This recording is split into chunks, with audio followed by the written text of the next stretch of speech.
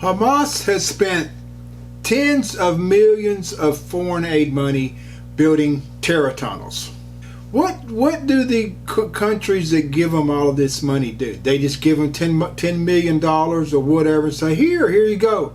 Just from a average person's perspective, how about saying, here's $50,000, go build a school for the kids that's not going to teach them just to hate Jews for the rest of their life. Here's $80,000, go build a medical clinic. Show receipts. No. We have to give them here's 10 million. See ya. We don't want to know what happened to it. Have fun with it. Let's take a look. Launched once again a barrage of rockets into Israel just after midnight to start the New Year's. Israelis there were celebrating the New Year's, sending them to take cover.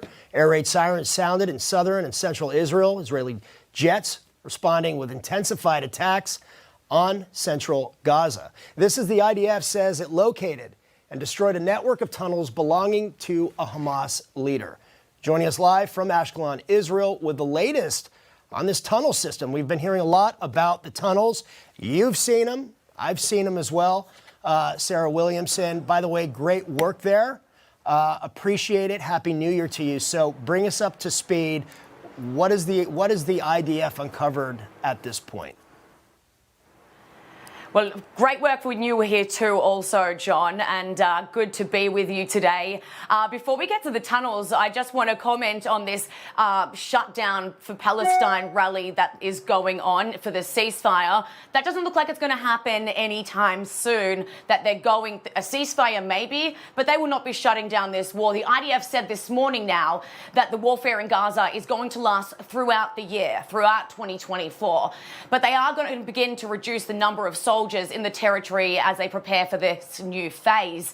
IDF spokesperson Daniel Hagari said that the objectives require them to prolong the war in order to fully achieve eliminating the threat of Hamas entirely. But yes, the tunnels. Today I was embedded with the IDF and was taken into Gaza to see the Hamas terror tunnels.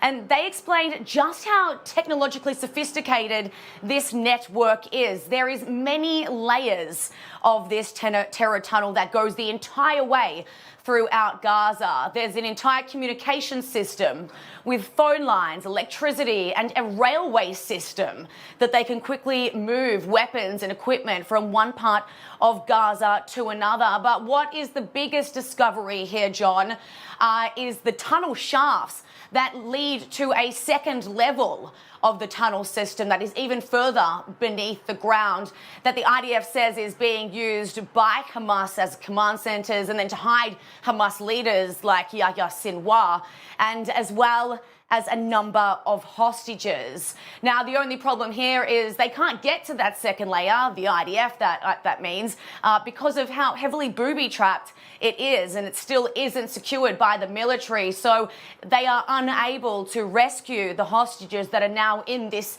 second layer of the tunnel system. The IDF is also clarifying that this is not just a Hamas operation, but as we've all been saying, that it all ties back to the biggest regional threat here, Iran.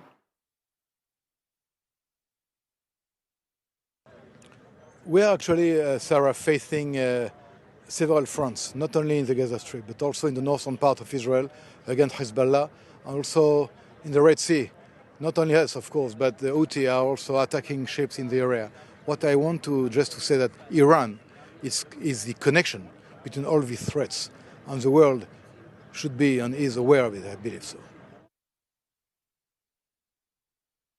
Yeah, so as the Colonel just mentioned, John, it is important that we do keep an eye on Iran at this time, not just through the proxies like the Colonel just explained, but through its nuclear program, because the IAEA is now saying that Iran has increased uranium enrichment by up to 60%, which means about 20 pounds a month they are now producing.